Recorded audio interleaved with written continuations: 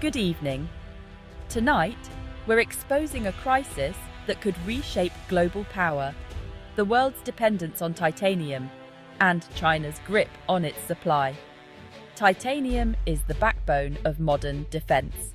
Fighter jets, submarines, advanced weaponry, all rely on it.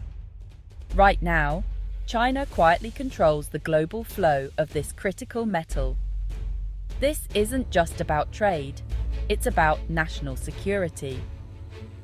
Imagine if the production of Western military hardware could be halted by a single decision in Beijing. That's the reality we're facing.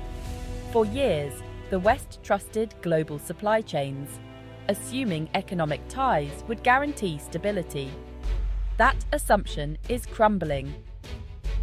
As US-China tensions rise, Beijing is flexing its economic muscle.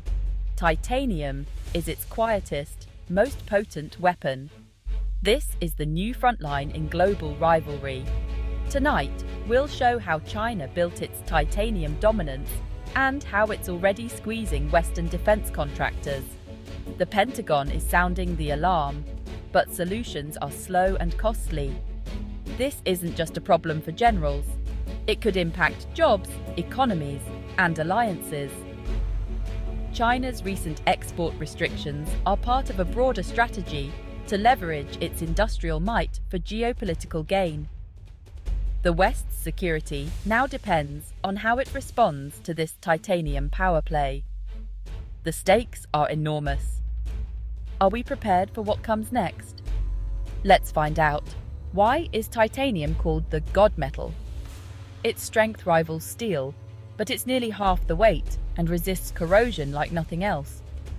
That makes it irreplaceable for fighter jets, submarines, and advanced armor.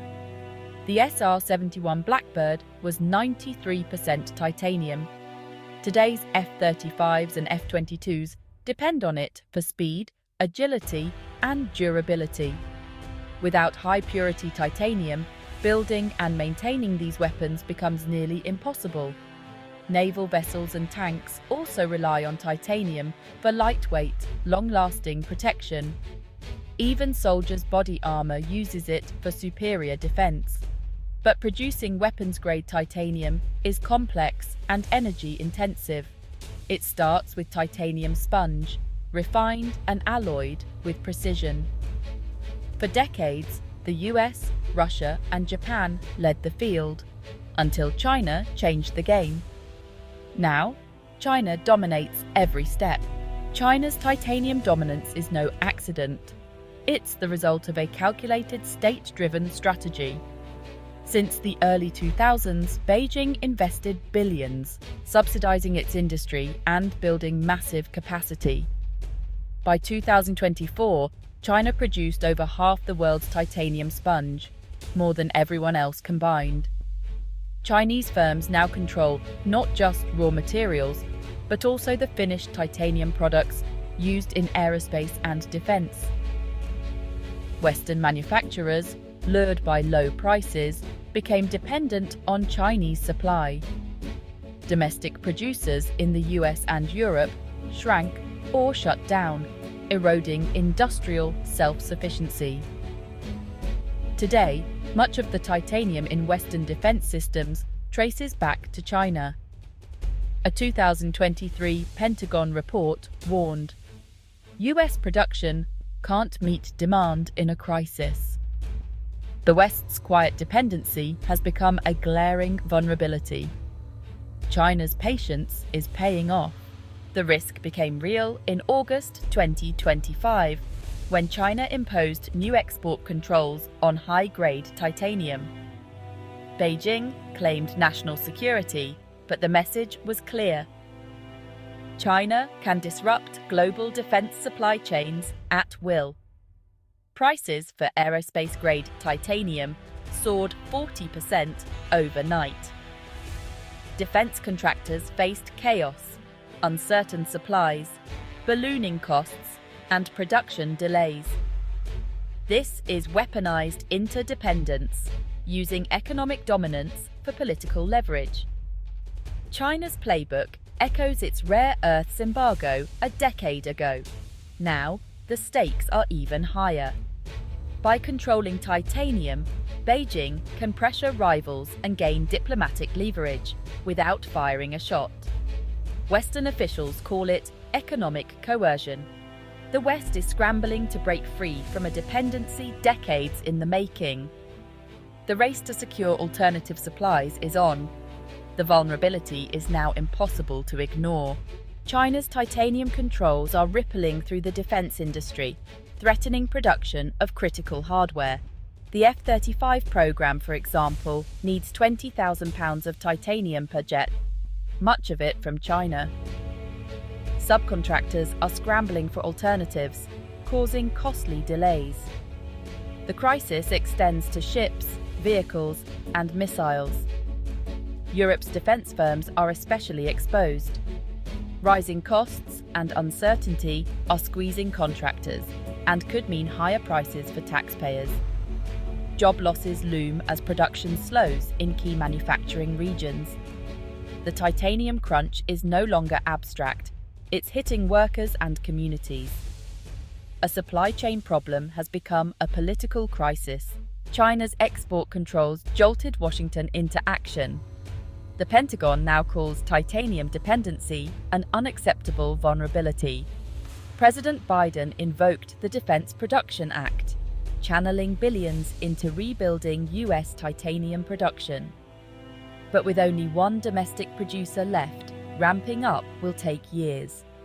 This isn't a quick fix. Meanwhile, the US is forging a titanium alliance with Japan, Kazakhstan, and India to diversify supply. Diplomatic efforts aim to coordinate investment and guarantee access among allies. But China may pressure these countries to stay neutral. The US faces a long, uphill battle to secure its supply chain.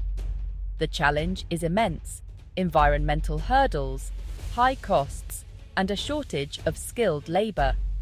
For now, America remains exposed. The geopolitical chess game is underway. The clock is ticking. Europe faces its own titanium dilemma, deeply reliant on imports, especially from China. Aerospace giants like Airbus and Rolls-Royce are scrambling to reassess their supply chains. The EU's response is fragmented. Some nations want a hard line. Others fear jeopardizing trade with China. The European Commission's new security package aims to boost domestic mining and build stockpiles, but progress is slow. Political divisions make a united front difficult. European defense firms are caught between US pressure to decouple and the reality of Chinese dependence. Sudden decoupling isn't realistic. Alternatives are scarce and costly. Europe's path forward is fraught with risk and tough choices. Dr. Evelyn Reed, defense policy expert, says this crisis marks a new era of great power competition. China is weaponizing global supply chains, turning economic interdependence into state power. Titanium is just one front. China is targeting pharmaceuticals, semiconductors, and more. The West's response must be strategic: invest in domestic capacity, build alliances, and secure critical supply chains together. No single nation can match China's scale, but a united front can. This is a wake-up call. Short-term efficiency has left the West vulnerable. The era of complacent globalization is over. Strategic industrial policy is back. The stakes: national security, economic resilience, and the balance of global power. The time to adapt is now. The titanium crisis is out in the open, and the West is racing the clock. Short-term fixes can't solve a long-term problem. Rebuilding domestic industry and forging alliances will take years, but it's essential for security. This is a generational challenge, demanding investment, skilled workers, and political will. Only by working together can the US, Europe, and allies counter China's dominance. The decisions made now will shape the next half-century of global power. The quiet battle over a single metal has exposed a deep vulnerability. How we respond will define our future. Thank you for watching.